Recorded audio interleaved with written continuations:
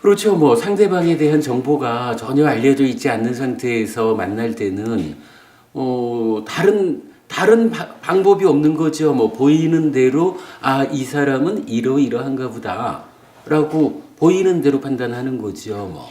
그러니까 혼자 있을 때 같으면 그 아무 상관이 없지만 누군가와 함께 한다라고 할 때는 관계라는 측면에 내가 적절하게 그 어떤 필요한 만큼을 대응해주는. 그러니까 우리가 계속 공부를 그렇게 하잖아요. 두 가지 측면의 성숙이 있다.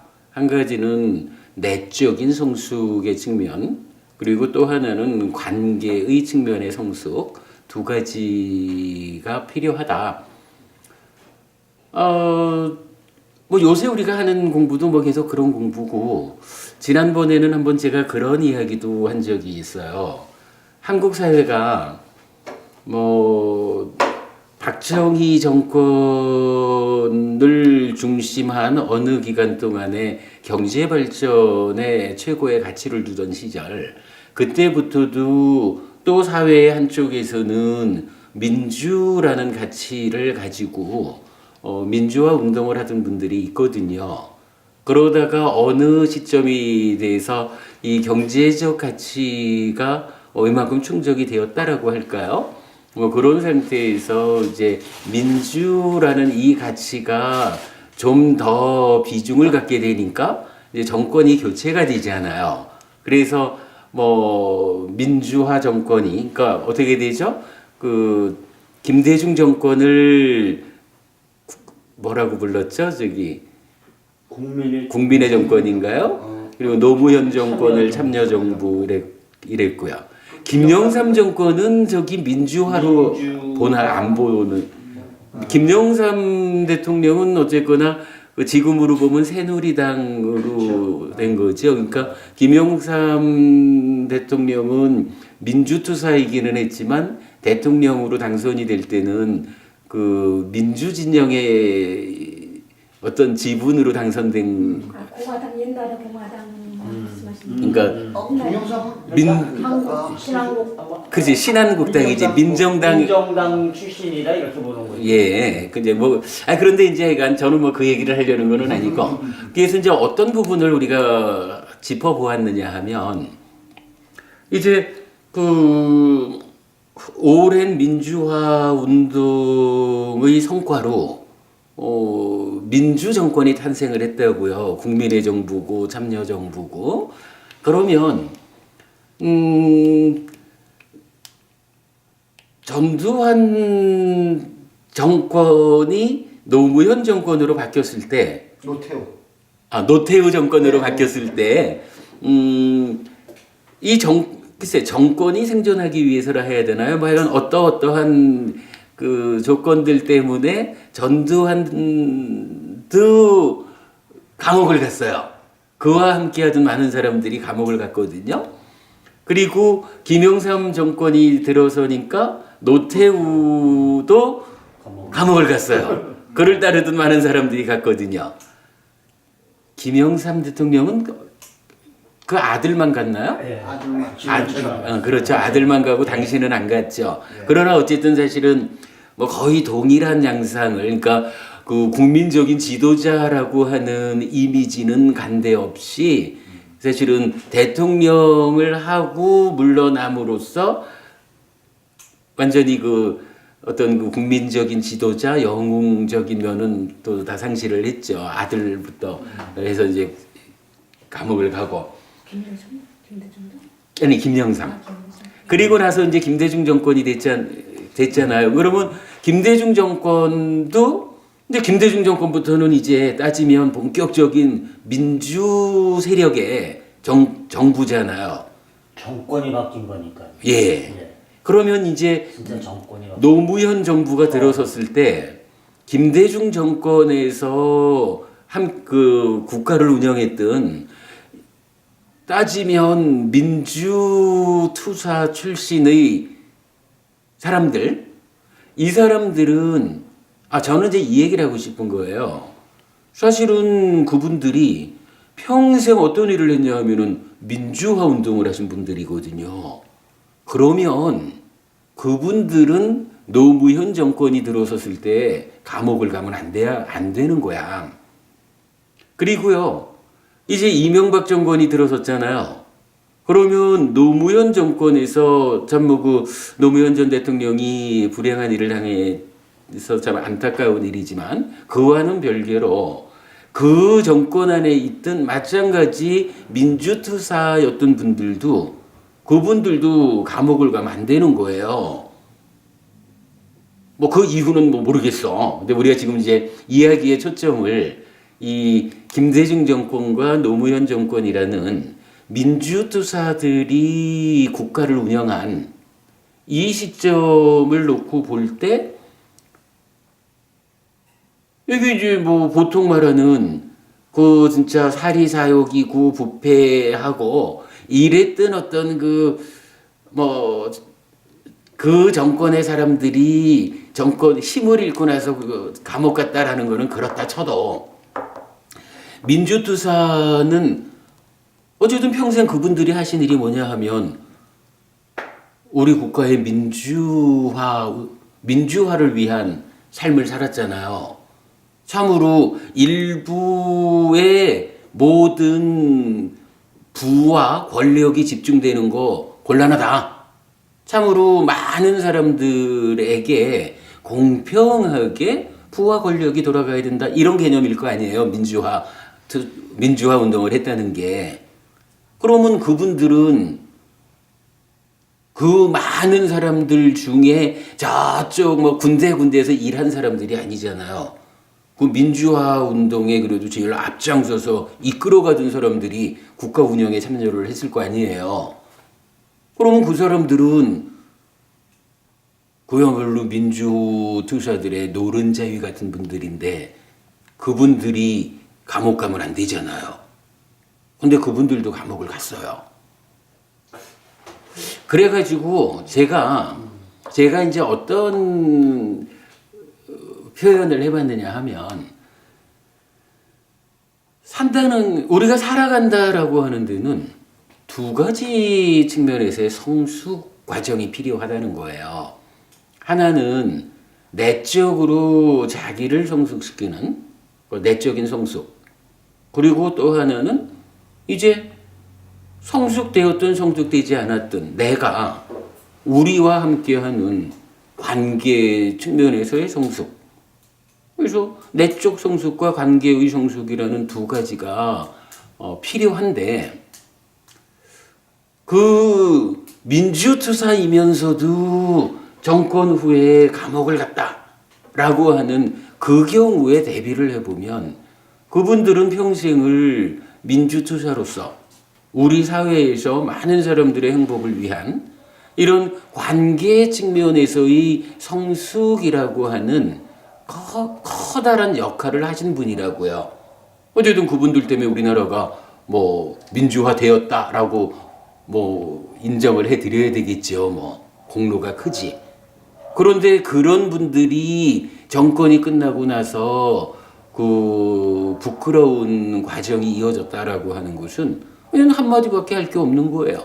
그분들이 평생 관계 가운데에서 사회라고 하는 우리 사회 이 관계를 어떻게 성숙시켜 가지고 참으로 독재라든가 뭐 어떤 집중된 사회가 아니라 민주화된 사회, 참으로 작은 존재들이 부와 권력의 주인이 되어 가지고 그 합이 국가가 되는 뭐 이러한 사회라고 하는 관계를 성숙시키는 일로는 평생 살아가지고 성공을 한 거지요, 뭐. 그러니까 민주정부가 들어섰지 뭐. 그러나 그 가운데 이분들이 내적으로 자기 자신을 성숙시키는 일에도 함께 했다면, 그러면 이분들이 국가의 운영자로 일을 할 때 내적인 성숙이 받쳐주었다라고 하면 결코 정권을 마친 다음에 창피한 일을 안 당하실 거라고요.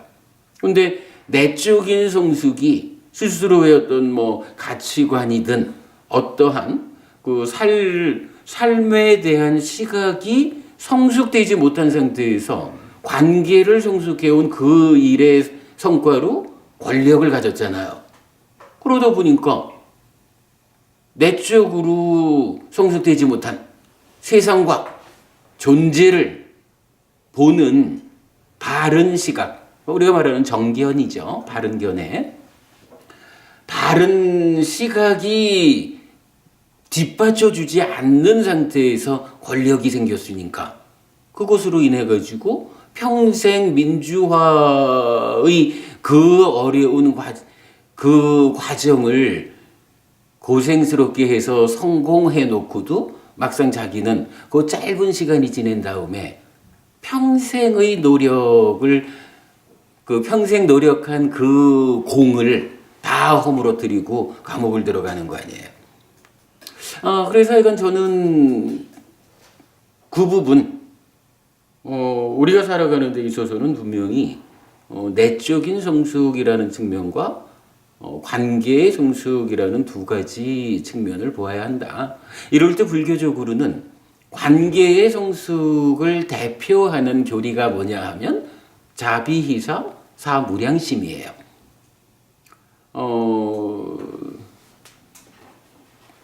자라는 말은 기본적으로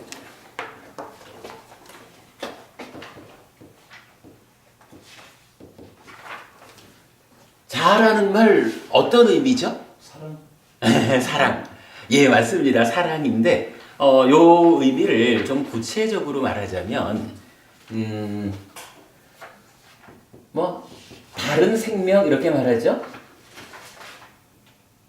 다른 생명이 행복하기를.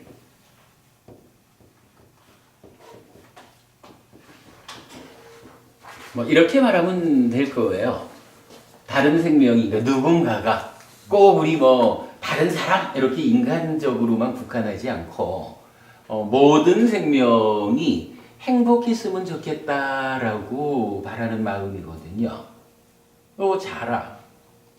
비라는 건 뭐죠?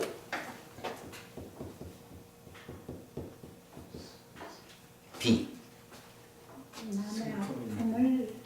그렇죠. 그 개념이에요. 다른 생명의 아픔이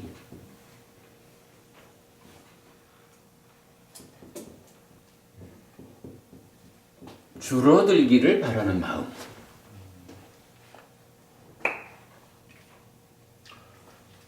기본적으로 불교를 말하면서 요 자비라고 하는 것을 이제 중심에 두잖아요.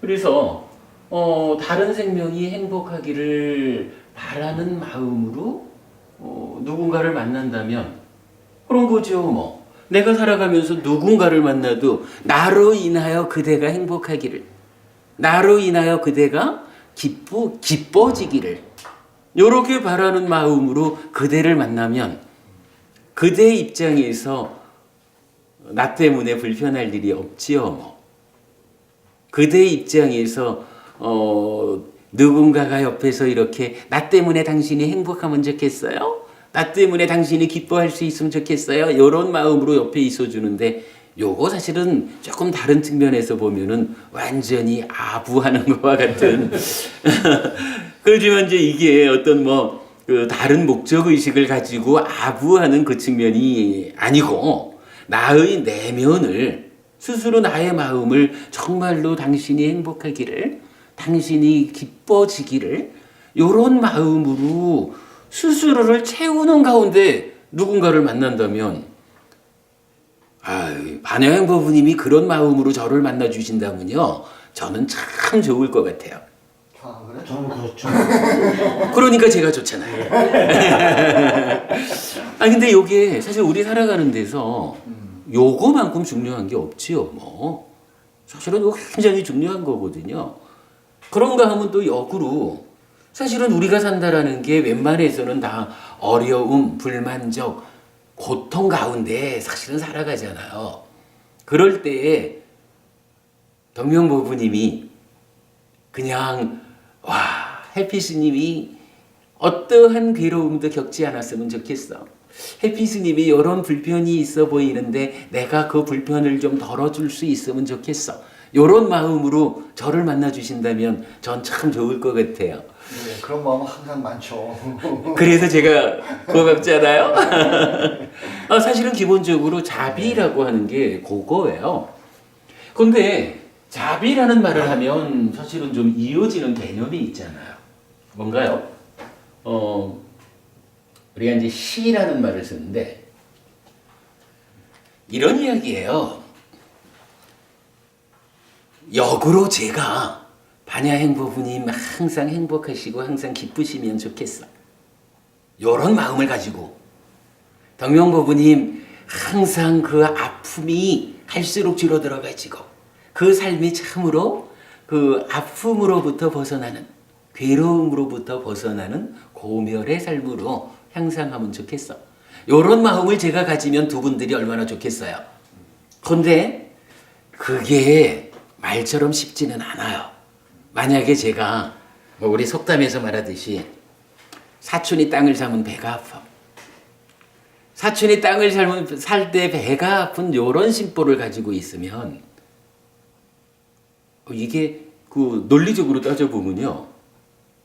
반야행보부님이 행복해지면요. 이게 완전히 사촌이 땅 사면 배 아픈 이런 꼴로 보면 지가 행복해지면 내 배가 아픈데 이렇게 되는 거잖아요. 예, 그렇지. 아주 고질병. 예. 덕명보부님 사는 가운데 아픔이 줄어들기를 이렇게 하면 좋겠는데 덕명보부님의 삶이 자꾸 무언가 좀 고소해 요런 사정 없이 갈수록 삶이 좀 향상되고 힘들어하는 경우가 줄어들고 이러면 배 아프잖아요. 그러니까 이게요. 기본적으로 사촌이 땅 사면 배 아파 하는 요런 마음으로는 자비라고 하는 것이 사실은 안 되는 거예요. 그래서 자비심을 가지자라고 하려면 필요한 게 뭐냐 하면 사촌이 땅을 사면 배 아파요가 아니라 사촌이 땅을 살면 그래 잘됐다. 훌륭하다. 야, 네가 정말 그렇게 성실하게 살더니 땅을 샀구나. 이렇게 광희보부님 땅 사시면 같이 기뻐해주는 이런 마음이 있어야 그 마음 위에서 반야행보부님 참으로 행복하시기를, 덕명보부님 참으로 아프지 않으시기를 이런 마음이 가능하다는 거죠. 그거를 희라고 말하는 거예요. 이거 같이 함께 기뻐함 이렇게 말하는 거거든요. 함께 기뻐하는 거.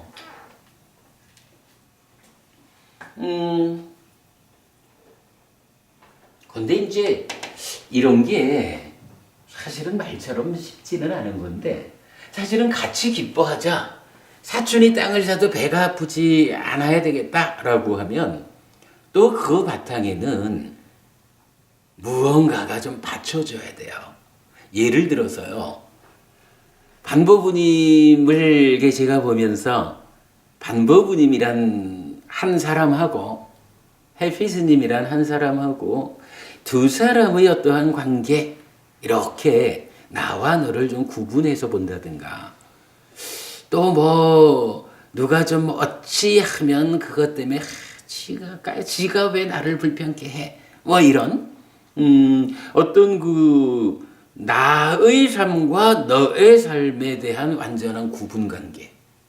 그래가지고 누가 어찌하면 그것에 대해서 왜 너가 나에 대해서 불편을 주냐? 너는 너대로 살지 왜 내 삶에 간섭하냐? 이런 어떤 그러니까 나와 너를 구분한 상태에서 너의 행위에 내가 반응하기 시작하면 요게 잘 안 되는 거예요. 그래서 같이 기뻐하자라고 할 때는 그 밑에 받쳐주는 한 가지가 필요한데 그거를 평정이란 말을 써요. 평정. 버릴 사자로 이제 번역을 하거든요. 평정심이야. 평정이라는 거 뭐냐 하면 흔들리지 않는 거예요.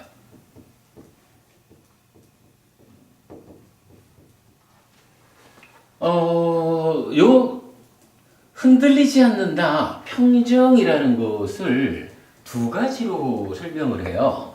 한 가지는 제가 요 아직까지 경전에서 그러니까 어떤 경전에서 이런 다 설명을 해주는지 아직 발견하지 못했는데 테라와다 교단적인 해석에서는 그 업이라고 하는 측면을 이야기를 해요. 그래서 업이라는 것이 과와 보가 있다라고 하는 이 업인과법, 행위가 가지는 과와 보의 법칙성에 대해서 분명하게 알면 흔들리지 않는다. 이런 이야기예요. 그래서 어떻게 되냐 하면 예를 들어서요. 반부부님이 햇빛에 좀 내려 서 있는데 옆에 와가지고 볼펜으로 콕 찌른 거야. 콕 찌르면 일단 쿡 찔리니까 아프잖아요. 아프면 아야 하는 거지 뭐. 아야 하는데 그때에 반응이 두 가지가 있을 수 있어요. 한 가지 반응은요. 반부부님이 와서 쿡 찌르면 딱 보면서 뭡니까? 왜 가만히 있는 사람 찌릅니까? 하고 한바탕 쏘아댈 수 있어요. 뭐 좀 경우가 심하면은 그냥 뺨을 한번 칠 수도 있는 거지 뭐. 그렇게 반응할 수도 있고 현실적으로요. 그런가 하면 또 어떤 반응은 쿡 찔리면 아파 아야 하지만 에이구 몸뚱아리와 함께 살아가는 중생이 되다 보니 때로 이렇게 원치 않는 상황이 생길 수도 있나 봐. 뭐 그러면서 거기에 이렇게 대응한다는 거예요. 반부부님이 나를 콕 찔러서 아프게 한 요것도 하나의 행위다. 업이다. 가만히 있는 해비스님을 콕 찔러가지고 아프게 한 그 업에 대한 과와 보는 내 몫이 아니라 반부부님의 몫이다. 왜? 어차피 행위가 가지는 과와 보의 법칙성이라는 것은 행위자가 착한 행위를 했느냐 악한 행위를 했느냐에 따라서 행복한 과와 보가 생길 거냐 괴로운 과와 보가 생길 거냐 이렇게 전개되는 거잖아요. 그러니까 나를 콕 찌른 이 행위에 대한 과와 보는 반부부님의 몫이다. 나는 그저 에이쿠 중생으로 태어나서 그것도 욕계 중생의 요 물질로 된 몸뚱아리 요런 상태의 몸뚱아리를 갖고 태어나다 보니 콕 찔리니 아프구나. 다음 세상에는 이런 몸뚱아리는 태어나지 않아야지 라고 하면서 거기에 한 가지를 더 보태서 이렇게 생각하는 거죠. 나를 콕 찌른 이 행위의 주인은 반부부님이다. 나를 해쳤다라고 하는 이 행위 때문에 따르는 괴로움이라는 과와 보는 그대가 겪을 것이다. 그러나 이 상태에서 내가 뭐야 하면서 뺨을 후려친다거나 라고 거칠게 내가 대응을 하면 요 대응하는 요것도 행위잖아요.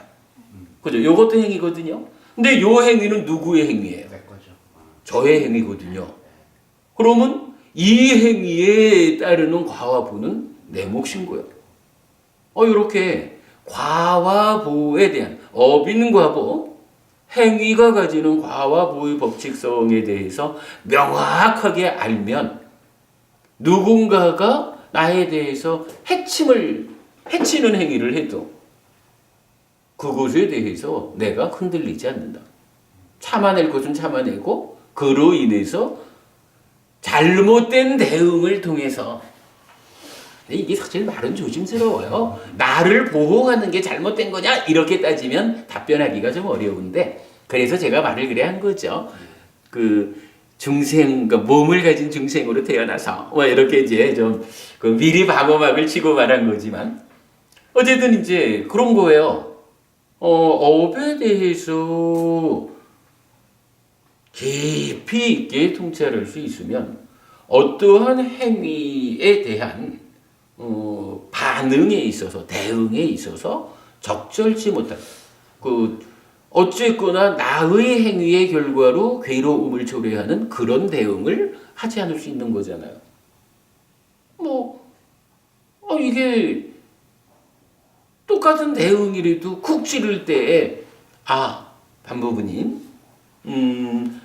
법부님에게 아무런 위해를 가하지 않는 저를 쿡 찌르는 것은 올바른 행위가 아닙니다. 라고 그 부분을 일러드려서 더 이상 진행하지 않게 한다거나 이렇게 대응할 수 있는 거잖아요. 흔들림 없이. 그렇게 하여간 그 업에 대한 이야기로 그 테라와다 교단에서 그 평정에 대한 설명을 해요. 그런가 하면 어찌 보면 커다란 맥락으로는 같이 볼 수도 있는데 마지막 니까야 12번 사자후에 대한 큰 경에서는 평정이라는 데 대한 하나의 예가 나타나는데 부처님이 출가해가지고 깨달음을 얻는 그 중간 과정에 보면 고행을 상당 기간 하시잖아요. 그때 보면 고행의 과정에서 평정을 닦는 어떤 일화가 나타나는데 어느 만큼의 평정을 닦느냐 하면 이제 하루 종일 고행을 아주 부처님은 상상할 수 없는 고행을 하셨다는 거 아니에요? 그 고행의 끝에 이제 기진맥진 해가지고 풀밭에 탁 누운 거야. 그랬는데 지나가던 목동 아이들이 와가지고 기진맥진 쓰러져 있는 이 수행자한테 오줌도 넣고 경전은 그렇게 말을 해요. 나뭇가지 가지고 귓구멍을 쑤시고 이런 게 사실 참을 수 있는 일이 아니잖아요. 귓구멍을 나뭇가지로 쑤셔봐. 근데 경전은 딱 그 표현을 해요. 고행 시절의 부처님은 아주 깊은 평정을 닦았다. 평정을 어디까지 닦았느냐 하면 이렇게 쓰러져 있을 때 아이들이 와서 오줌도 넣고 나무 막대로 귓구멍을 쑤시고 이래 해도 거기에 대해서 분노해서 대응하지 않은. 요거는 그 마지막이니까야 12번에 실제로 나타나요. 요거 따지면 무저항 이런 개념으로 보아도 좋을 거예요. 아이들이 와서 귓구멍을 쑤셔도 저항하지 않는 거. 이제 이렇게 볼 수가 있어요. 하여간 이렇게 보면 두 개를 같은 개념으로 이해할 수도 있을 거고. 그러니까 반부부님이 저를 콕 찌르는 데 대해서 어떻게 대응할 거냐? 업이라고 하는 업에 대한 분명한 견해를 가지고 잘 대응하는 거, 흔들리지 않는 거였다면 지금 이렇게 아이들이 와가지고 귓구멍을 막 나무로 쑤셔대고 이래도 저항하지 않는 것으로 평정을 말하는 거하고 큰 맥락으로는 하나라고 볼 수도 있겠죠. 그러나 어쨌든 이제 이 두 가지 경우를 우리가 볼 수가 있어요. 요게 뭐예요? 이제 이게 우리가 아는 자비희사 사무량심이라. 그리고 이 사무량심을 놓고 희와 사라고 하는 요거는 좀 더 내면의 이야기. 경전은 보면은 이 평정이라고 하는 것은 우리 지난주에 탐과 간탐 요가 어떻게 다른지 보았죠. 그러니까 찌따를 오염하는 것으로의 탐진치와 만호의 행위로서의 간탐진해는 다른 거죠. 그랬을 때 찌따를 오염하는 것인 탐을 제어하는 것으로까지 평정은 작용을 해요. 그런가 하면 시라는 거는 뭐고 중간에 이제 자리하고 요 자비라고 하는 거를 우리가 어떻게 보았나요? 지난주 우리 업에 대한 이야기를 좀 할 때 사실은 의업, 만호의 행위를 간탐, 진애 이렇게 구분을 했죠. 그리고 이 진애라는 것이 뭐였나요? 분노하는 마음과 폭력의 의도 이렇게 두 가지로 나타났었죠. 그리고 간탐이라고 하는 요거는 보시를 통해 가지고 불탐으로 이렇게 제어를 했었잖아요. 그리고 분노와 폭력이라는 부분에 대해서 우리가 이제 좀 요 다음을 설명 못하고 갔는데 오늘 준비한 이야기를 묘하게 반야행법부님 이야기가 이렇게 전개가 연결이 된 거예요. 그래서 경전은 이렇게 알려주는 거예요.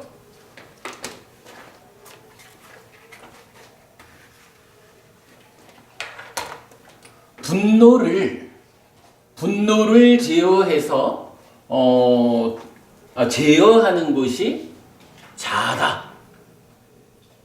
그렇지 뭐 다른 생명이 행복하기를 바라는 마음을 내 안에서 계속 북돋우고 있는데 거기에 어떻게 반야행법부님 행복하셔요 이러면서 반야행법부님한테 버럭 화낼까?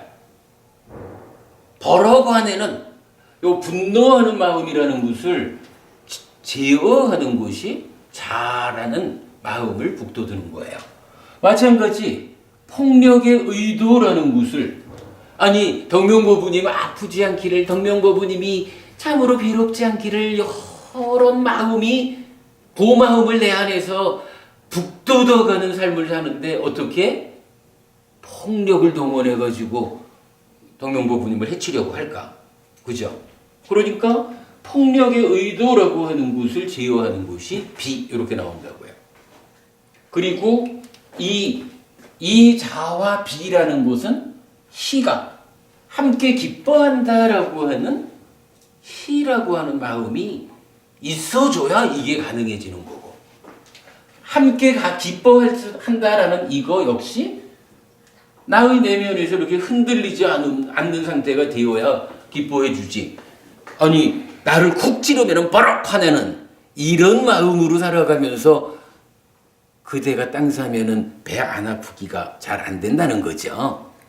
그래서 자비시사라고 하는 것이 사실은 이렇게 단계적으로 가장 밑에는 탐을 직접 제어하는 수준에 해당하는 평정, 사, 흔들리지 않는 마음이 있는 거고 그 위에 그럼으로써 누군가에게 좋은 일이 있으면 함께 기뻐하게 되는 것이고 그 함께 기뻐함의 토대 위에서 자, 다른 생명이 행복하기를 비, 다른 생명의 아픔이 줄어들기를 이렇게 그 마음을 우리가 나의 내면에서 북돋을 수가 있다.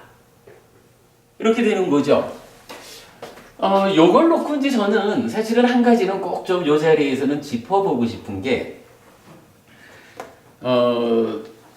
인도의 근세사로 보면 뭐 가장 그 비중 큰 사람이 간디라고 하겠죠. 간디의 사상은 대표적으로 뭐가 되죠? 무저. 저항인 정의인데 비폭력 저항이에요. 무저항은 아니지. 저항은 하지 당연히. 아닐걸? 비폭력, 무저항 이래 되지 않나요? 근데 그러니까 무저항을 통한 저항이죠. 저항을 안 한다는 거는 안 부정 앞에서 멀리하는 거. 아니 근데 이제 아니 그 말씀은 알겠는데 그러니까 저항하지 않음이 가장 커다란 저항 이 개념으로 설명되지 않았나 몰라. 그래서 보통 간디를 말하면 무저항, 비폭력 이렇게 말하지 않나요? 뭐 하여간 뭐 그러다 지금 하여간 몰라 그러니까 저항 그러면 이제 레지스탄스 아니야? 그럼 무저항 그러면 노 레지스탄스 그러면은 그게 저항을 하지 않고 물러나는 걸로 인식될 수가 있거든. 제 머릿속에는. 그런데 예를 들어서 달라일라마 몰라요. 저기 이 부분 노비올랑스인데 저항은 하는데 저항은 뭐라는 거냐? 부정에 대한 거. 부정에 대해서 저항을 하는데 저항 방식이 뭐 칼이나 뭐나 욕설이나 이런 걸 들고 되는 게 아니라 일종의 자비심으로 비폭력적으로 예. 아니 이제 그 말씀이 이제 우리가 보편적으로 알고 있는 거죠. 예. 근데 이제 그럴 때에 지금 하여간 저는 그동안 비폭력 무저항 이렇게 알고 있는데 이제 광희 부부님이 비폭력 저항 이렇게 의견을 주시니까 헷갈리는 거예요. 근데 어쨌든 이제 헷갈림은 좀 내려놓고 저기 반야연 부부님, 간디의 사상이 비폭력 무저항인가요? 비폭력 저항인가요? 비폭력 저항이죠. 아 그렇구나. 공격 저항이라고 난 공- 진짜 몰랐네 지금. 무저항이라는 이름 아래 저항. 글쎄 저도 이제 그렇게 이해를 하는 거지. 저항을 하는데 저항하지 않음의 형태로. 않는 척하면 않는 말로는 그러니까 저항하는 거예요. 근데 비폭력으로 저항하는 거지. 그렇지. 예. 무저항이 아니라 저항을 안 하는 게. 한번 찾아보세요. 직전에서 근데 다들 비폭력 무저항이라고 알고 있지. 근데 아트만하고 네. 그러니까 무아 처음에 설명하실 때 네. 그거랑 같은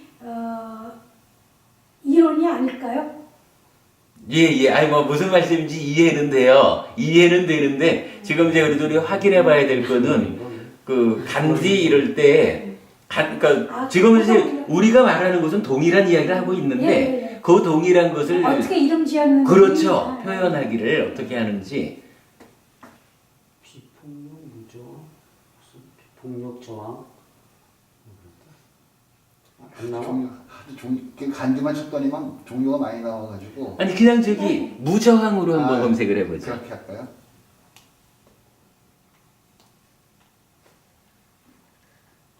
근데 간디 무저항. 간디에 대해서 이상한 나는 기사를 읽었어. 왜요? 그래서 우리가 성자 성인 이러잖아요. 예. 비폭력 무저항주의라고 나와 있네요. 그렇죠. 그렇게 나오죠. 자체가 비폭력 무조건 굉장히 간디에 감춰진 사실 뭐 이런 기사가 있는데 뭘 감췄어요? 우리가 흔히 간디하면 굉장히 예. 인중들을 위하고 굉장히 이렇게 한 거 사람 같은데 이 사람이 굉장히 엘리트 의식과 예. 뭐 굉장한 그런. 그런 쪽에 이제 정치적으로도 좀 이상하고. 근데 넘어가겠습니다. 일단 하여간 네. 감춰져 있는 이야기는 늘 사람마다 있는 거겠죠. 뭐 일단은 이제 지금 좀 확인한 거로는 비폭력 무저항. 그러니까 뭐 우리가 보통 그렇게 알고 있어요. 간디 이러면 뭐 인도를 독립시킨 이건 인도에서 근세에 가장 영향력 있는 사람이죠. 그래서 비폭력 무저항 이러다 보니까 그러니까 비폭력 무저항 이러면 간디를 떠올리게 돼요. 그리고 간디는 누구냐 하면 간디는 힌두교 신자잖아요. 힌두교 리더잖아요. 그러니까 비폭력 무저항이라는 것은 힌두교 사상 있죠. 그렇지 않나요? 신비교 공부를 못하면서. 근데 우리가 보통은 하여간 간디 하면 비폭력 무저항이고 비폭력 무저항 이러면 간디를 떠올리고 간디에 의한 인도 신두교로 연결이 되는 거죠. 뭐. 제가 하고 싶은 이야기는 뭐냐면 이 비폭력 무저항이라는 것이 간디로 대표된 힌두교의 사상이라고 보아야 할까? 아니다라는 얘기를 하는 거예요. 그들도 그러니까 힌두교에서도 비폭력 무저항 이야기를 하겠지만 사실은 불교 안에서 가장 중요한 주제 중에 하나가 또한 이거예요. 자, 이거 보자고요. 답이 비라는 게 뭐예요? 폭력의 의도를 비로써 제어하는 거요. 그래서 아픔이 줄어들기를 이게 뭐냐 하면 비폭력이에요. 그렇죠? 네. 비라는 자체가 비폭력이야. 뭐 자비 이래도 되지만 구체적으로는 비라는 게 더 중심적인 의미죠. 그런가 하면요. 자비만으로 끝나지는 않는 거예요. 자비는 함께 기뻐할 수 있어야 자비심이 발현하는 거고 함께 기뻐하기 위한 그 바닥에는 흔들리지 않음 이런 마음이 필요해요. 이 흔들리지 않는 마음을 말하는데 마지막이니까야 12번 이 경에서는 부처님이 수행하던 그 시절 고행하던 시절 이야기를 통해서 무저항이라고 하는 것을 부처님 당신의 과정적인 이야기로 설명을 해줘요. 그러니까 자비기사 중에 비는 비폭력을 말하고요. 사는 무저항을 말하는 거야. 그러니까 이 비폭력 무저항이라는 게 힌두교에도 있지만 불교에도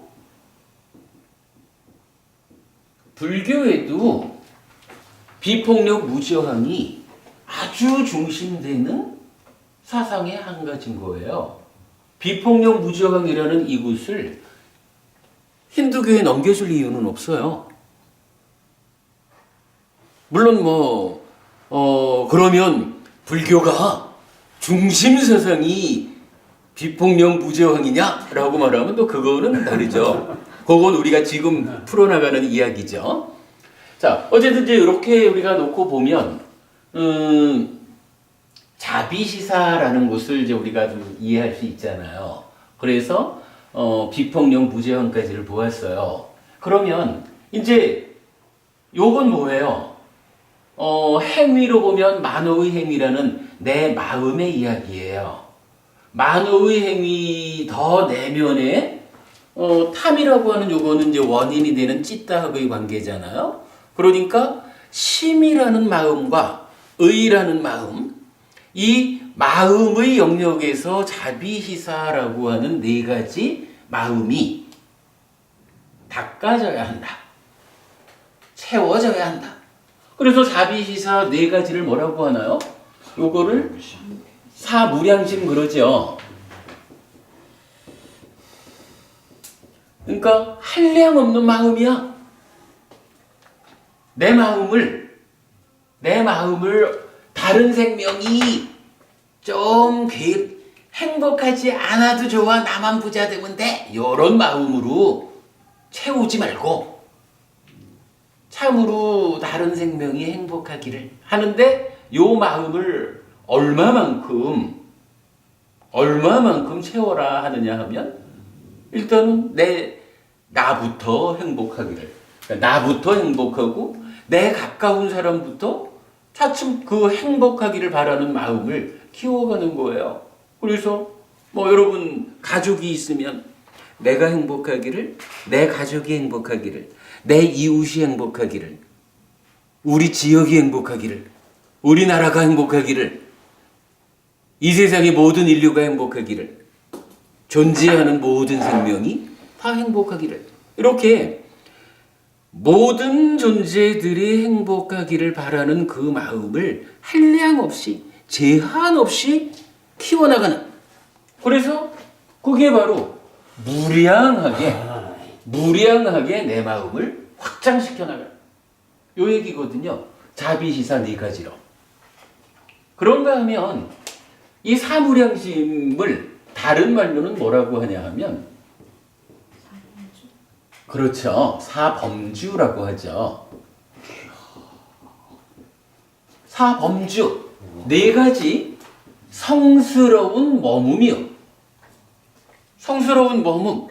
머물다라고 하는 것은 어쨌거나 유지하는 거잖아요. 그러니까 기분 내키면 한순간은 너도 행복해? 이러는데 조금 좀 마음이 달라지면 네가 행복할 게 뭐 있어? 내가 행복해야지.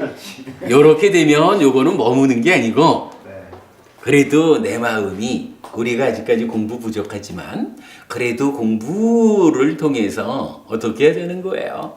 지속적으로 항상 내 마음이 무량하게 모든 생명들이 행복하기를 그 아픔이 줄어들기를 그들과 함께 기뻐하고 그 바닥에서는 이런 흔들리지 않는 요런 네 가지 마음이 무량하게 펼쳐지는 내 안을 가득가득 채우는 이 상태를 유지해가라.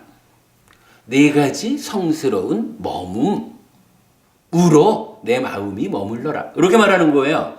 그러니까 사무량심과 사범주 두 가지 의미를 함께 보아야겠죠. 그러면 이제 이렇게 내 마음을 만호의 행위부터 원인인 찌따까지 내 마음의 영역을 이렇게 가득가득 채우고 머물자라고 하는 거예요. 자, 이때 이제 행위라는 건 어떻게 되나요? 만호의 행위가 있으면 이 만호의 행위는 몸의 행위와 말의 행위로 연결이 되잖아요. 그죠? 네. 그러면 몸과 말의 행위하고 만호의 행위하고 단적으로 어떤 차이가 있죠? 뭔가 말은 나타나지만 만호는 안 나타날 수도 있고. 그렇죠. 사실 오늘 드린 자료 우리 이제 그간 공부한 거 정리되어 있는 건데 요거 10악업을 10선업으로 그래서 분류 1 만호의 행위와 몸과 말의 행위 이랬어요. 10업을 악업과 선업 해놓고 여기에 드러나 전달되는 행위 외적 공개적 전달되지 않는 행위 내적 사적 이랬어요. 그러니까 방금 답변해 주신 대로 가장 큰 차이가 뭐냐 하면 몸과 말의 행위는 드러나서 전달이 돼. 내가 몸을 쓰든 말을 쓰든 어떤 행위를 하면 보여요. 그래서 상대방이 알아요. 되돌릴 수 없어. 근데 만호의 행위, 이 내면의 이야기는 일단은 직접 전달이 안 돼요. 그래서 제가 속으로는 좀 꽁해도 그래도 오개를 지키자 이래가지고 겉으로 몸과 말의 행위를 제어해내면 그래도 그걸로 인해서 직접적인 문제를 만들진 않잖아요. 우리가 오개를 지켜야 되는 이유잖아요. 그러면 이제 그 맥락을 여기다 놓고 보면 이거 자비희사라고 하는 이 무량한 성스러움 여기에 머물자라고 하는 이 이야기는 어쨌거나 내면의 것이죠. 제가 이건 먼저 한번 읽어드린 거지만 수행처에 따라서 이런 얘기를 하죠. 이 자라는 것이 빨리어로 맺다 이러는데 하여간 저한테 편지를 보내고 나서 편집말에 마무리 인사를 스님 맺다 보내드려요 이래가지고 맺다 자라는 마음이거든요. 그러니까 맺다 보내드려요 하는 요 얘기는 스님 행복하시기를 바래요. 이런 이야기인데 어쨌든 맺다라고 하는 당신의 마음을 해피 스님에게로 전달코자 하는 요 얘기잖아요. 그래가지고 제가 뭐라 했나요? 미안합니다 부부님. 보내주신 그 마음을 제가 받지 못했습니다. 맺다를 보내주시니 고맙기는 한데 받지 못했습니다. 근데 받지 못한 책임이 저한테 있을까요? 버부님한테 있을까요? 만약에 버부님이 맺다를 버부님에게서 출발을 시켰는데 출발된 그 마음이 해피스님이 받을 준비가 안 돼가지고 도착하지 못했다 이러면은 저의 책임이죠. 그러면 제가 미안해해야 되잖아요. 근데 만약에 버부님에게서 출발조차 하지 못했다 라고 하면 이건 사실은 제가 미안해할 일이 아니야. 말로는 보냈는데 실질적으로 이 마음이 당신한테도 출발을 못했어. 출발도 지켜놓지 못하고 왜 못 받아? 이래 하면 이건 내 책임이 아닌 거잖아요. 우리가 이제 분명히 그거 봐야 되거든. 아니 어차피 맺다라고 하는 이 마음을 보낸다라고 하는 게 그런데요. 그러다 보면 이 저게 저 지금 작아요. 다른 생명이 어서 오십시오. 행복을 바라는 마음이잖아요. 내가. 예. 그럼 내가 바라는 마음만 내가 갖고 있으면 되는 거고, 내가 만약 광희버부님을 행복하기를 바라는 마음이야. 네. 광희버부님이 받았던 말던 행복하던 말던 네. 행복해지던 말던 네. 그하고는 아무 관계가 없는 얘기가 되지 않나요? 그렇죠. 그래서 나만이 그렇죠. 바라는 마음만 내가 있었어. 갖고 내가 그 예. 마음이 일어났어. 예. 그가 중요한 거지. 예. 보냈느냐가 중요해. 아니 그러니까 광희버부님이 행복해지고 않은 지금 기분은 아무 상관이 없어. 그래서 이쪽에서 문제는 네. 없어. 예. 광희버부님 쪽에 어떤 변화가 온 거는 나하고 상관이 없고 나만 그냥 그런 마음을 갖고 있으면 된다 이 마음인가요? 맞습니다. 네. 이게 좀 애매한데. 곤란한 무서운 말. 곤란한 일이기는 하지만 예. 그렇게 질문을 하시면 저는 그렇게 답변을 드려야 됩니다. 네. 근데 사실은 요거는 예. 예. 질문에 조금 더 향상이 필요해요. 예. 무슨 이야기냐 하면 예. 지금 우리가 이 얘기를 하는 거잖아요. 예. 어쨌거나 만호의 행위가 전달되는 게 아니란 말이야. 예. 그런 상태에서 자비시사라고 하는 요거는 내 마음에 채우는 거잖아요. 예. 그러니 관야영 법부님 말씀 맞다나 나는 채우고 있지만 너하고는 관계없는 거지 뭐. 전달되지 않으니까. 맞는 말씀이에요. 그런데 거기에서 우리가 조금만 더 한 단계 이후를 보자면 이제 이런 이야기잖아요. 만호로 행위를 했다라고 하는 게 직접 전달되지는 않는데 뭐 우리가 아는 거지만 여기 중간에 이제 찬다 욕이라고 하는 것이 만호의 행위를 부추겨주면 어떻게 돼요? 겉으로 나타. 몸과 말의 행위로 드러나잖아. 드러나게 해주는 찬다가 있죠. 그러면 만호의 행위라고 하는 것은 찬다가 부추겨주지 않으면 그냥 생각만 하고 말겠지만 그래서 반야영 법부님 말씀대로 나는 열심히 내 마음은 자비이사로 채우는데 광희야 너는 상관없어. 요렇게 될 수도 있는 거지만 그러나 또 한 가지 이어서 봐야 되는 게 분명히 내가 나의 만호를 자비이사로 채우면 이러한 만호가 채워지는 이 행위 과정은 찬다에 부추겨져 가지고 이제 몸과 말의 행위로 드러나는 거거든요. 몸과 말의 행위는 어떻게 드러나나요?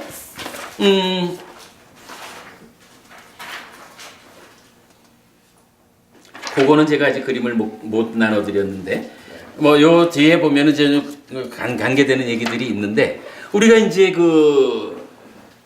지난주에 그 얘기 했잖아요. 견해를 씨앗으로 하고 만호의 행위로 싹이 트면 몸과 말의 행위로 그러니까 몸과 말의 행위라는 나무로 무럭무럭 자라나서 고와락이라는 열매를 맺잖아요. 그러면 이제 여기서 만호의 행위를 자비희사로 내가 채워나가면 이곳이 찬다에 의해서 부추겨져 가지고 몸과 말의 행위로 드러난다 라고 하면 몸과 말의 행위로 드러나는 즉 나무라는 몸통으로 무럭무럭 자라날 때 어떤 나무로 자라나느냐 라고 하니까 이제 그 과정이 기본적으로 자비희사는 진애의 아래 영역이니까 이렇게 진애가 자비희사로 대체가 될 때 우선적으로는 내 거라고 하는 간탐이 보시라고 하는 베푸는 행위를 통해 가지고 간탐이 제어되고 그러면 이 위에 몸과 말의 행위가 이어지는데 뭐 요게 이제 사실은 개 5개를 지키고 그러는 거지만 요것을 말의 행위를 이쁘게 하자 에어라는 게 나타나죠. 그런가 하면 몸의 행위를 이익되는 행위를 너에게 이익되는 행위를 하자. 이행이라는 게 나오잖아요. 그런가 하면 아예 함께 살지 뭐. 그냥 함께 살면서 거들어 줄게. 뭐 여기 조금 이제 표현은 그렇지만 동사라고 해서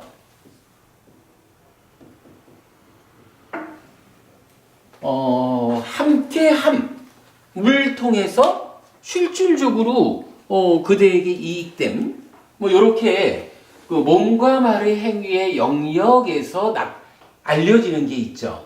이거는요 우리가 살기를 자비시사 몰라 간탐과 진애라는 만호의 행위로 살아가면 삶이 어떻게 되냐 하면요 당연히 뭐 간탐이니까 베풀 줄 모르고 말이라는 것이 어떻게 듣기에 아름답고 실제로 도움되는 이런 말을 해요. 망어양설 악구기여 이런 말을 통해 가지고 해치고 내 거를 얻어야 되지. 마음이 이런 삶을 살면 행위라는 게 어떻게 이익되는 행위를 하겠어요. 찰생투도 사음이라는 행위를 통해 가지고 내 거 해야지. 그런데 나의 마음이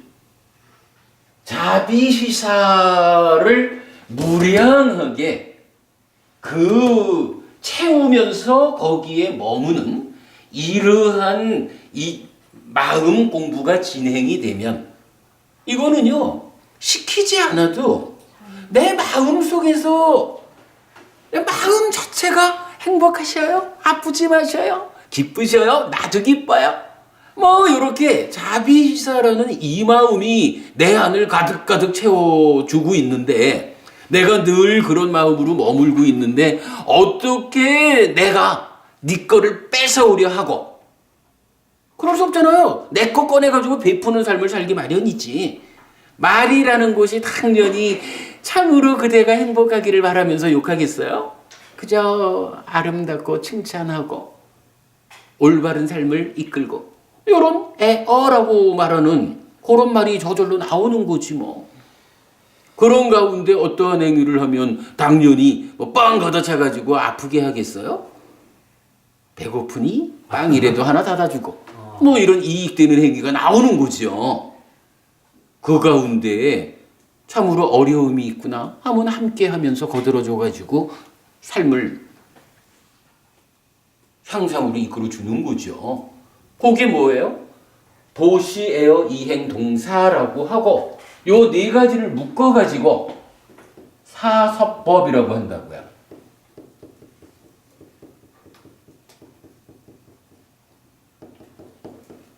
이게 이제 포섭하다 이런 말이잖아요.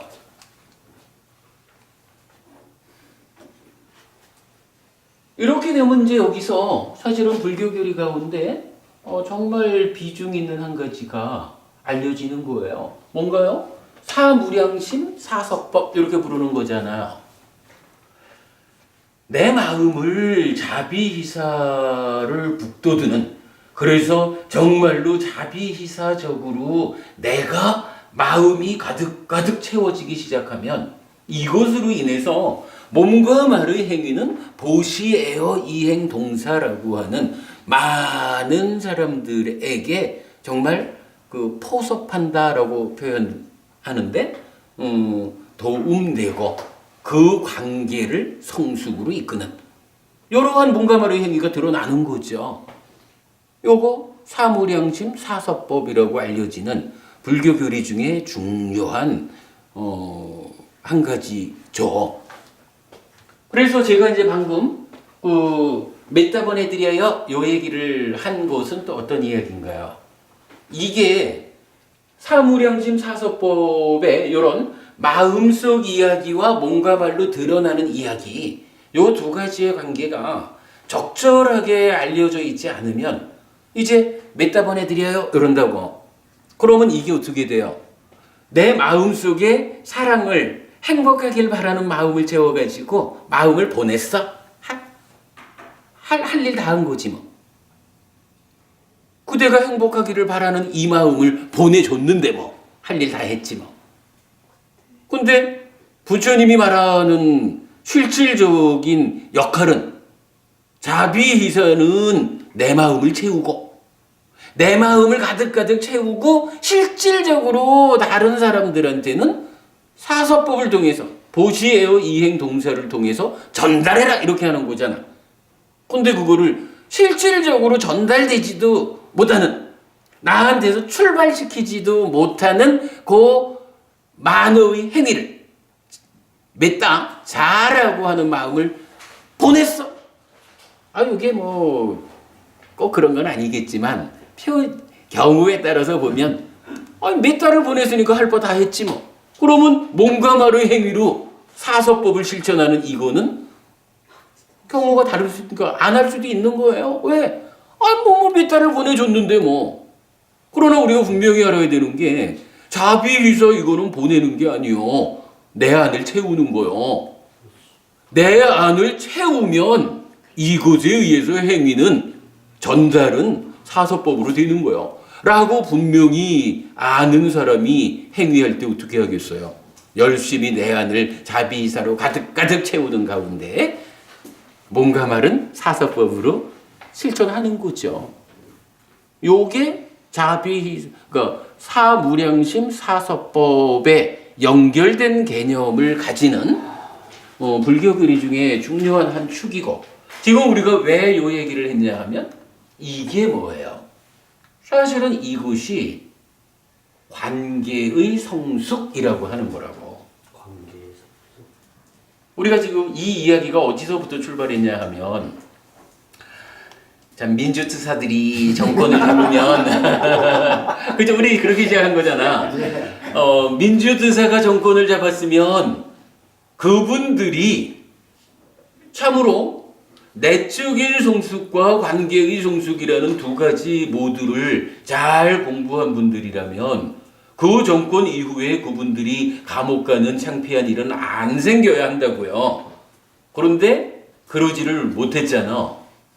그러면 그거는 어떻게 되는 걸까?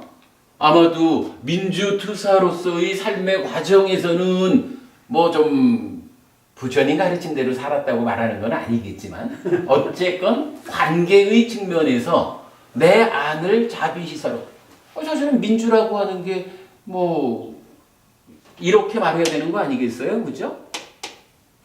아무래도 뭐 군사정권 이런다거나 뭐 독재정권 이런다거나 하는 쪽에서 말하는 그 접근하는 대중에 대한 입장하고 민주투사들이 대중에 대해서 접근할 때는 아무래도 민주투사들은 많은 생명의 행복과 아픔이 줄어들기를 바라는 이게 민주화 운동으로 실천된 거겠죠.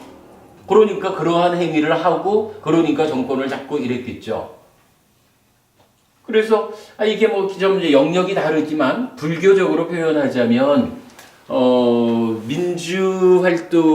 민주화 운동의 결과로 정권을 세웠다라고 할 때는 뭐 이런 자비희사 사무량심과 사서법이라고 하는 이런 관계를 성숙하는 삶의 실천, 뭐 이렇게 좀 유사하게 표현을 해도 좋을 거예요.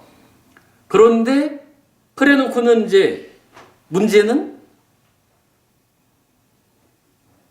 정권을 그러니까 권력을 갖지 못했을 때는 그렇게 살았는데 권력을 갖고 나니까 그 다음 일이 어떻게 됐어요?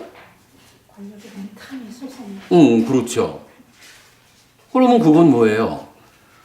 일단 민주화 투쟁의 과정에서 이 관계라고 하는 측면에서는 우리 사회 많은 국민들의 이 관계를 성숙하자, 사회를 민주화하자 이건 했는데 정작이 그 안에 중심이 되는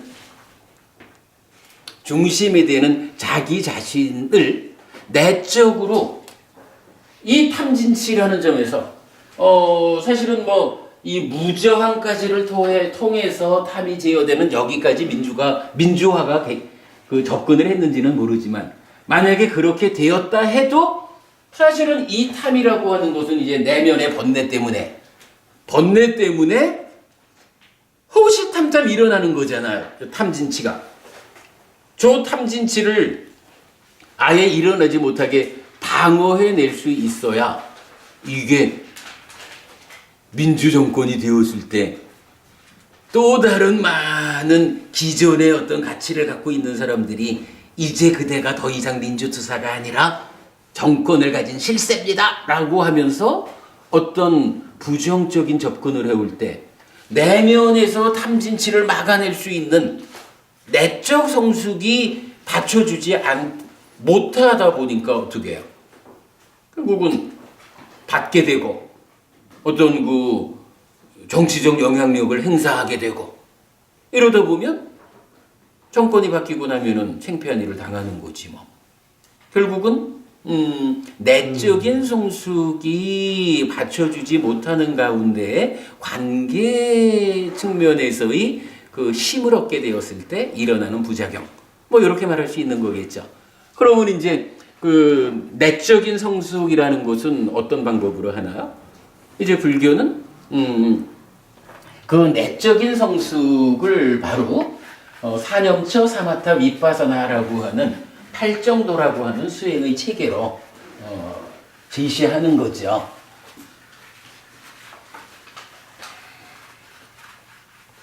스님, 네, 지금 말씀하시는 이 사무량심 사서법을 지금 말씀하시려는 네, 사선정을 들어가기 위한 네, 어떠한 갖춰야 할 준비 과정이라고 볼까요? 뭐 네. 갖춰야 할 덕목이라고 볼 적에 네, 정전에서 이제 초선정 그 호흡법을 하기 위해서는 네, 욕계를 벗어날 마음이 돼야 된다. 욕계를 벗어날 마음이 없는 상태에서 사선정을 하는 거는 아무 그게 좀 효과가 없다. 뭐 이런 말도 있는 것 같은데. 그 질문이 좀 애매하네요. 예. 그 사선정이라고 말할 때 예. 뭐 초선, 제2선, 제3선, 제4선 예. 예. 초선이라는 그 상태 자체가 욕계를 넘어서는 거거든요. 예. 욕계라고 하는 그 까마 네. 소유적 사유라는 것을 버려내는 과정을 완성해야 도착하는 데가 초선이거든요. 예. 그러니까 욕계적인 어떤 사고를 내려놓지 않는 가운데 사선정에 든다라고 하는 것은 말 자체가 안 맞는 거야. 그러니까 욕계적인 그러니까 소유적 사유를 가지고도 삼매에 들 수는 있어요. 근데 그런 삼매는 바른 삼매가 아닌 거라. 예. 분명히 그 초선이라는 이 바른 삼매의 출발은 까마 소유적 사유를 다 버리고 나서야 도달할 수 있는 자리거든요. 그러니까 그것을 소유적 그러니까 욕계적인 특성, 소유적 사유를 가진 상태에서 사선정을 말한다라는 것은 불가능한 얘기예요. 삼매는 가능하겠지만 바른 삼매는 불가능한 거예요. 그러면 초선정을 성취하기 위한 목적을 갖고 선정에 들 적에는 아직 초선정은 이루질 못했지 않습니까? 네네. 그럴 적에도 아니 말을 좀 그 선정이란 말 자체가 틀린 거예요. 아예 선정을 들어가기 그러니까 위해서는 바른 삼매를 얻기 위해서 사념처 수행을 하는 거지. 사념처 수행을 통해서 무엇을 하느냐 하면 5가지 장애가 제거돼야 되거든.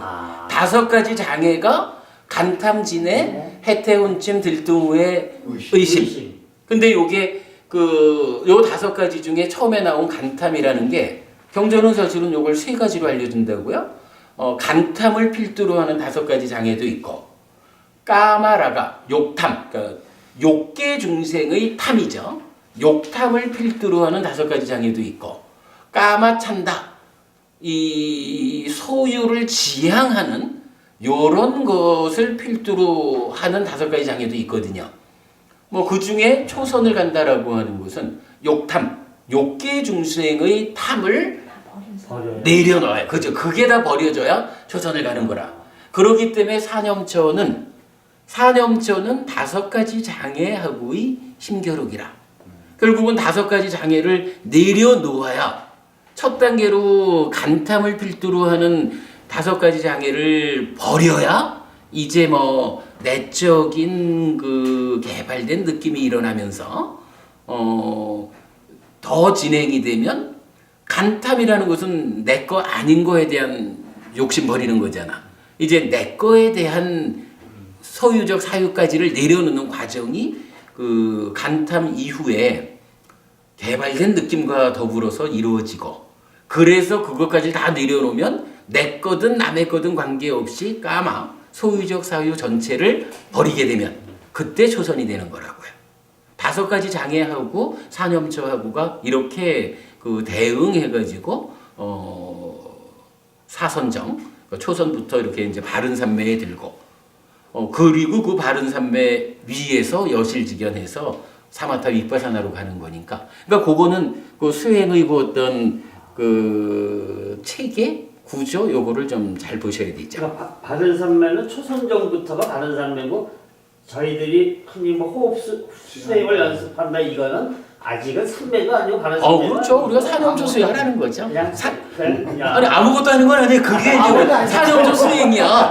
그 사념조 수행을 통해서 삼매까지 가는 거죠. 거기서부터 시작해야지. 그럼요. 다 그럼요. 자, 그러니까 그거 버리는 과정이 사념조 수행 이렇게 보면 되는 거예요. 그러니까 지금 우리가 저녁 7시에서 30분 동안 하는 것도 그게 사념조 수행이지. 예, 그러니까 이건 아예 삼매나 선정하고 전혀 관계없이 관계없이가 아니고 삼매를 가기 위한 방법이에요. 가기 위한 예비 과정. 예, 그 가기만 예비 과정이 예배보다 가는 과정이야. 가는 과정. 가는 길을 걸어가는 거예요. 길을. 저녁 삼매, 그러니까 바른 삼매에 도달하기 위한 길을 걸어가는 게 사념처 수행. 저녁에 우리가 하는 게 그거죠. 예. 자, 어쨌든 요 이야기를 마무리하고 좀 쉽시다. 네.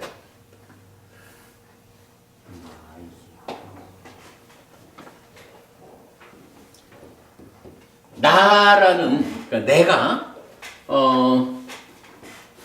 남들과 관계를 맺는 거지요. 뭐 산다는 게 그거지 뭐, 그죠? 내가 나 아닌 것들과의 관계를 맺어가는 게 사는 거예요. 이럴 때 이 관계라고 하는 것이 다양한 방법으로 뭐 나쁜 관계도 있지만 좋은 관계도 생겨나죠. 그럴 때 불교적으로는 이 관계를 어떻게 하면 잘 만들 수 있을까? 요거 우리가 이제 오늘 그래서 관계의 성숙이라고 표현하는 거죠. 관계의 성숙 어떻게 하나요? 사무량심 사서법이죠.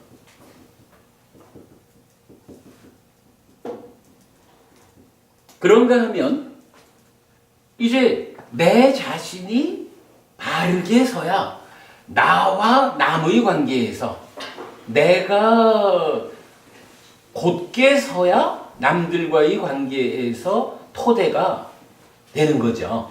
그래서 나를 성숙하자 하는 것이 사념처, 사마타, 윗바사나. 뭐 이렇게 이제 불교 수행의 체계가 쓰는 거죠. 기본적으로는 부처님은 요 사념처, 사마타, 윗바사나라는 것을 팔정도라고 불교 수행의 중심으로 말하는 거죠. 물론 뭐 이제 이거를 사념처가 무엇입니까? 라고 하면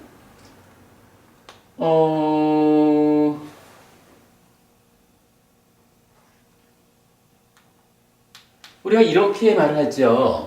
그 팔정도를 말할 때 일단은 뭐 방금도 그 얘기를 했지만 정정이죠. 바른 삼매.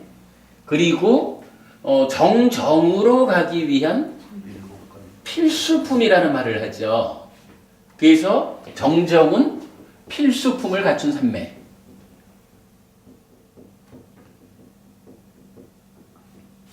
이렇게 우리 요 얘기는 자주 하는 거죠. 필수품을 갖춘 것으로의 바른 삼매. 이럴 때에 이 필수품이 무엇냐 하면 정견부터 정염까지 이렇게 나타나잖아요. 정견 내지 정명, 그 다음에 정정진, 정념 이렇게 나온다고요. 정염이 뭐 우리가 그간 공부한 거니까 정리만 해요. 정염이 뭐냐 하면 사념처라고 경전이 정의해 주잖아요. 사념처 여기 있는 거죠. 방금 정명보부님 질문하신 바에 의하면 요즘 우리가 저녁 수업 시작하기 전에 한 30분 수행하는 게 뭔가요? 아직까지 삼매에 바른 삼매에 들지는 못했어. 그렇지만 바른 삼매에 가기 위해서 지금 걸어가는 거예요. 그거 사념처 수행이거든요. 정정을 가기 위한 필수품 7가지 중에 7번째인 정염이 바로 직접 걸어가는 그 일이에요. 정정진이란 바른 노력이 도와주는 거죠. 그런가 하면 이제 정견부터 정명이 뭐죠? 정견과 정사유는 합해서 의업이고, 정어는 구업이고, 정업은 신업이고, 정명은 총괄적으로 살아가는 거, 생활, 직업, 다 이렇게 포함되죠. 그래가지고 정견 내지 정명이라는 건 뭐냐 하면 우리의 업이죠. 그래서 필수품 7가지를 이 필수품 가지고 뭐 하자는 겁니까? 라고 하면 우리가 2가지로 말하죠. 한 가지 정견부터 정업까지 해당하는 업의 제어라는 게 하나 있죠. 그리고 2번째로 어쨌거나 삼매 가야 되는 거죠. 삼매의 성취. 요 2가지를 하는 것이 뭐냐 하면 필수품 7가지의 역할이잖아요. 그래서 필수품 7가지를 통해서 업을 제어하고 삼매에 들면 그렇게 성취되는 삼매가 정정이잖아. 팔정도 우리가 이렇게 이해하고 있잖아요. 그래가지고 그러한 팔정도가 나를 성숙시키는 사념처 사마타 윗바사나. 사마타 윗바사나는 이제 정정, 그러니까 삼매 위에서 이어지는 수행인 거죠. 삼매 상태에서 해나가는 거. 삼매에서 더해지는 게 이거죠.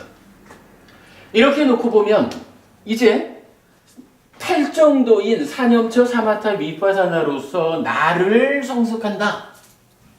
나의 존재를 향상한다. 이렇게 말하고 있는데 그러면 사무량심 사서법은 무엇일까? 관계를 성숙하는 이거는 불교 아닐까? 팔정도 밖에 있는 걸까? 이렇게 보면 그거 좀 애매하죠. 근데 이거는 사실은 답이 나와 있어요. 금방 우리가 봤지만 사무량심이 뭐였죠? 사무량심 만호의 행위. 물론 자비이사니까 만호의 행위 플러스 찌따의 영역까지 접근하는 거죠. 그러니까 업이라는 게 뭐냐 하면 찌따를 원인으로 몸과 말과 만으로 행위해서 고락의 결과를 만드는 거잖아요. 그러니까 사무량심은 원인인 찌따로부터 만호의 행위까지 요 자리를 말하는 거죠. 거기에 사서법은 뭐예요? 이거는 몸과 말의 행위죠. 몸과 말의 행위를 어떻게 하라고요? 하니까 보시, 에어, 이행, 동사 요렇게 실천하십시오. 이렇게 말하는 거잖아요. 그러면 요거 뭐예요? 사무량심 사서법 요 2가지를 합해서 말하면 어떻게 말할 수 있나요? 이게 그러니까 신구의 삼업을 제어하십시오. 요 얘기잖아요. 업의 제어가 어디에서 나타나나요? 바로 여기에 있잖아. 그러면 팔정도에서 바른 삼매를 가기 위한 그 과정으로의 필수품이 있다고요. 요 필수품 정견부터 정령까지 7가지로 정의가 되는데 그 의미를 찾아보니까 한 가지로는 업을 제어하는 거고 한 가지로는 삼매를 성취하는 거잖아요. 그럴 때에 이 업을 제어하자라는 거 어떻게 하자고? 물론 업을 제어하자라는 거 이거지요. 십선업을 짓자 이거잖아요. 근데 십선업을 짓자라는 걸 다른 말로 하면 이제 어떻게 말할 수 있어요? 사무량심 사서법을 실천합시다. 이 얘기가 되는 거지 뭐. 하이범이요 타당하죠. 사무량심 사서법이면 십선업 짓는 거죠.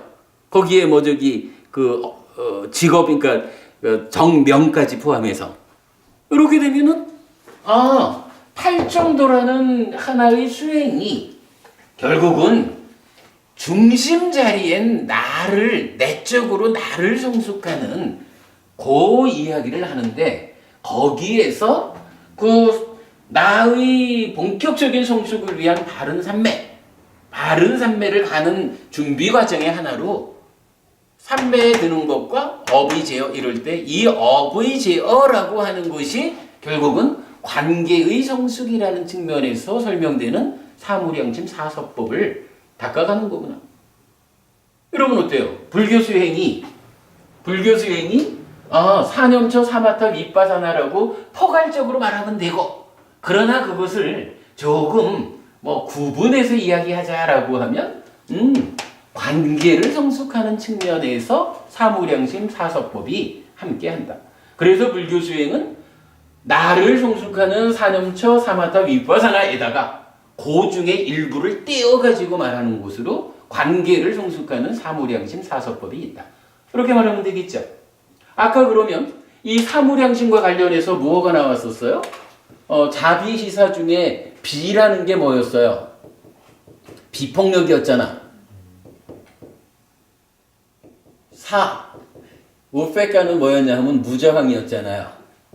그러면 이 비폭력 무저항이라는 것이 힌두교의 교리냐? 아니다. 불교에도 있다. 그러나 비폭력 무저항이 불교 교리의 중심이냐? 아니다. 왜냐하면 그죠? 불교 교리의 중심은 팔정도 해가지고 기본적으로 나를 성숙하는 사념조 사마타 윗바사나예요. 그런데 그 중에 이렇게 나를 성숙하는 이 과정이 온전하게 진행되기 위해서는 어찌 보면 좀 전에 만약에 모부님 그 소유적 사유를 내려놓는 것과 별개로 사선정에 갖자 이렇게 말하는 게 안 됐잖아, 그죠? 마찬가지인 거야. 나를 성숙하자라고 하는데 표면적으로 사람들과의 관계가 원만하지 못하면 안 되잖아요. 그러니까 비폭력 무저항을 말하는 사무량심, 포괄적으로 사서법 업의 제어라는 이거 나를 성숙시키는 이 본질적인 수행의 개념 안에 포함되어 있는 거예요. 그러니까 비폭력 무저항은 불교를 대표하는 중심되는 사상이라고 할 수는 없지만, 그러나 불교 안에서 중요한, 그러니까 불교 안에서 비중 있는 그 가치관 하나다 이렇게 말할 수가 있는 거죠. 요렇게 되면 시작이 좀 재밌게 시작을 했습니다만은 우리가 나의 성숙과 관계의 성숙이라는 두 가지 측면에서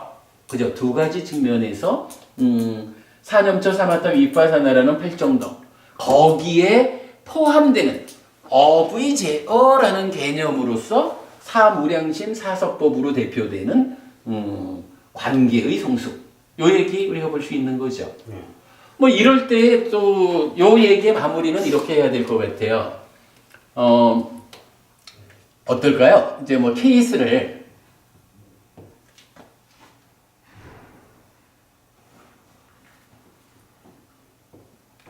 지금 우리가 그러니까 나의 성숙과 관계의 성숙을 말하니까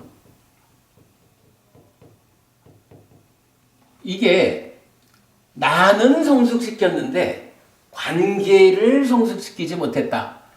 요게 어떨지 모르겠어요. 있죠. 그런데 요렇게 된다 하면 요거 잘못된 그죠? 옳은 방법 아니죠. 네. 그러면 케이스 2 해가지고 나는 성숙시키지 못했는데 관계는 성숙시켰어. 그런 사람도 있어요. 요거는 사실은 어찌 보면 훨씬 쉬운 일일 수는 있는데 옳지 않죠. 우리가 지금 민주투사 이야기를 한 게 이 경우잖아. 그죠? 민주투사는 사무량심 사서법이라는 불교 교리와는 관계없는 거겠지만 사실은 이렇게 표면적인 이야기, 업의 제어 이 영역은 꼭 부처님 말씀 아니래도 여러 종교, 여러 철학들이 어떻게 하면 우리가 관계를 원만히 할 것이냐라는 것은 얘기해 준다고요. 그리고 그래도 세계적인 종교라거나 세계적으로 인정받는 철학자들이 제시하는 방법들은 표면적으로 어떻게 살아야 할까요? 관계를 어떻게 만들까요? 업을 어떻게 지어야 할까요? 하는 것은 유사점이 있는 거죠. 그러니까 관계를 성숙하는 데는 꼭 부처님 가르침 아니래도 만들어지는 거야. 근데 그러다 보니까 부처님 가르침에 의지하지 못해서 내적 성숙이 안 되다 보니까 문제가 생기는 경우가 있다. 이렇게 본 거고. 그렇다면 여기서 온전하게 가야 되는, 지향해야 되는 방향은 뭐예요? 나도 성숙하고 관계도 성숙하고 이렇게 돼야 되겠죠. 요거 사실은 또 이런 측면을 말할 수 있어요. 일단 나는 성숙시켰는데 관계가 성숙되지 않으면 요거 어떻게 될까요? 나는 그래도 사념처 수행을 잘하고 삼매에 들고 해서 수행을 잘하고 있는데 관계가 성숙되질 않았어. 내 주변에 있는 사람들이 저 얄미로운 놈 저거 이래가지고 어떻게든 좀 해코지하려고 해. 요래 되면 내가 아무리 내적으로 성숙해가지고 나를 잘 만들어간다 해도 아직까지 우리가 알아내지 못한, 그러니까 삶이 완성되지 않은 상황에서는 내적인 나의 성숙이라고 하는 것이 사실은 관계가 성숙되지 못했을 때 남들에 의해서 해침당할 수가 있는 거예요. 심지어는 전쟁이 난다거나 이런 것도 결국은 이 관계, 인간으로 태어나서 살다 보니까 관계가 주는 해침이죠.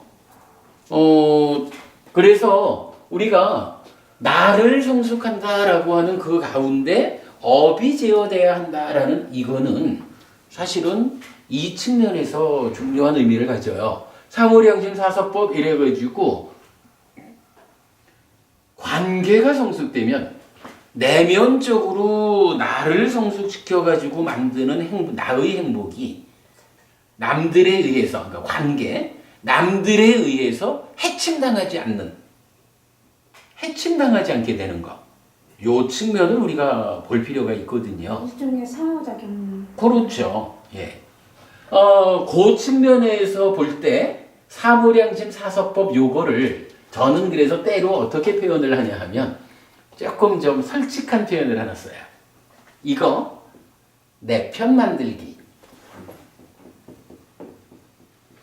자, 내적으로 나를 성숙을 시켰는데 외적으로 관계가 사실 그건 좀 애매한 일이죠. 우리가 팔 정도를 닦아나가자 하면 내가 성숙되는 것은 업의 제어를 포함하고 있으니까 그럴 리가 없겠지만, 그러나 경우에 따라서 하여간 팔 정도 아닌 다른 방법으로 어찌 하면 나는 좀 성숙을 시키는 것 같은데 외적으로 해내지를 못했어. 이러면은 결국은 관계가 성숙하지 못했다라는 것은 내가 만나지는 많은 사람들이 나에게 우호적이지 않다. 이렇게 말하는 거죠. 관계가 성숙되지 않았다라는 것은.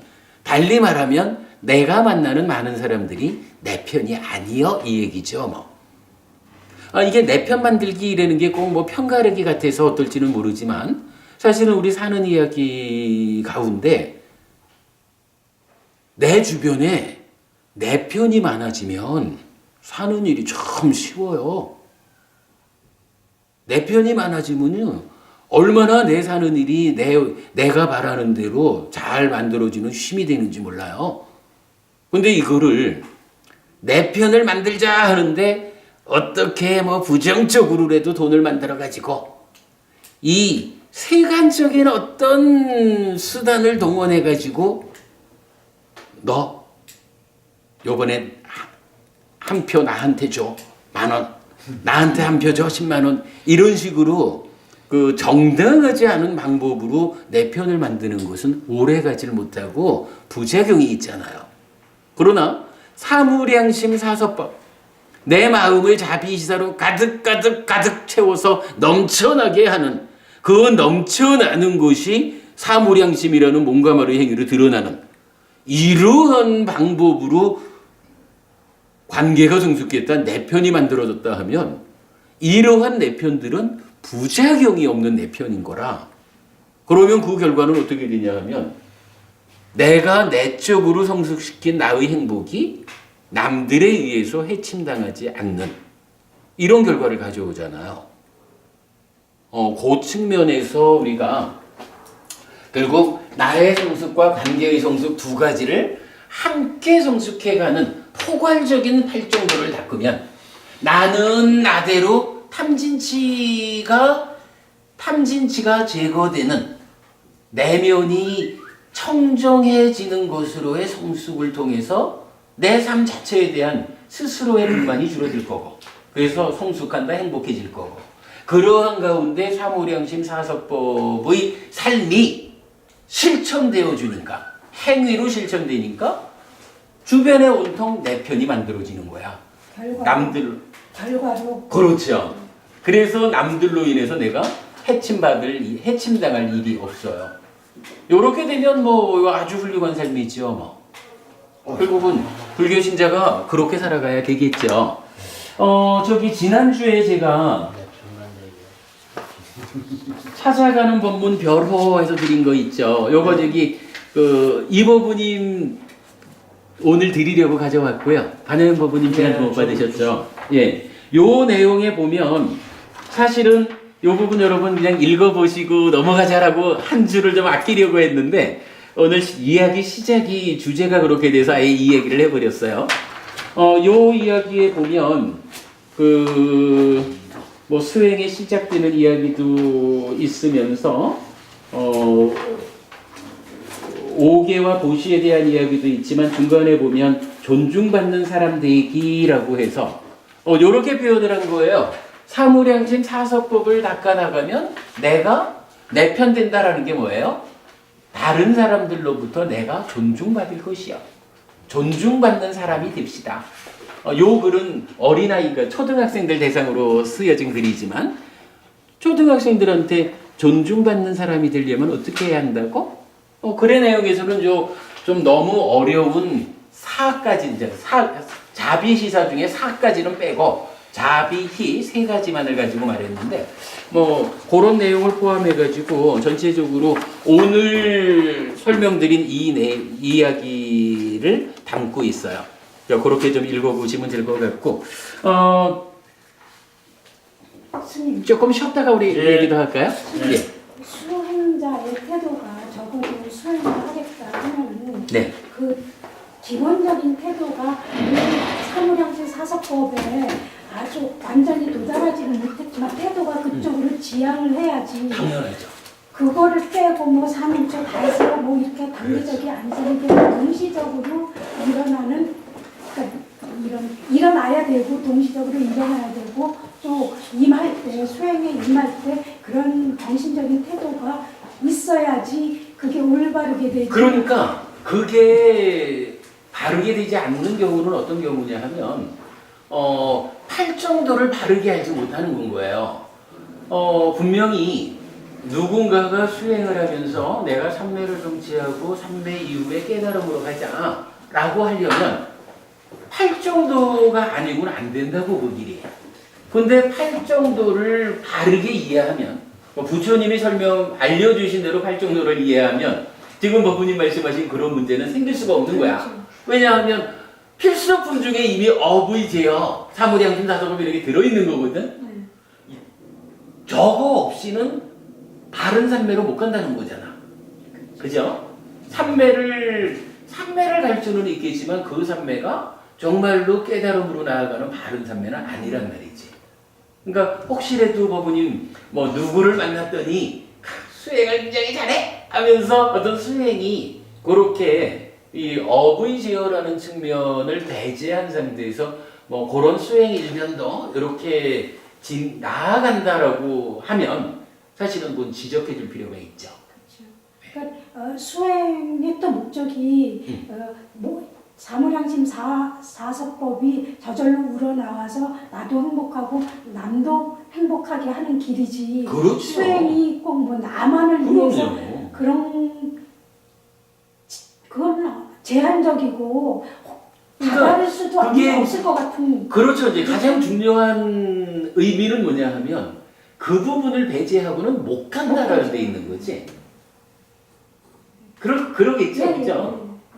그게 가장 중요하죠. 그래서 우리가 팔정도를 이 필수품을 갖춘 삼매라는 이 측면에서 팔정도를 보는 게 굉장히 중요한 거예요.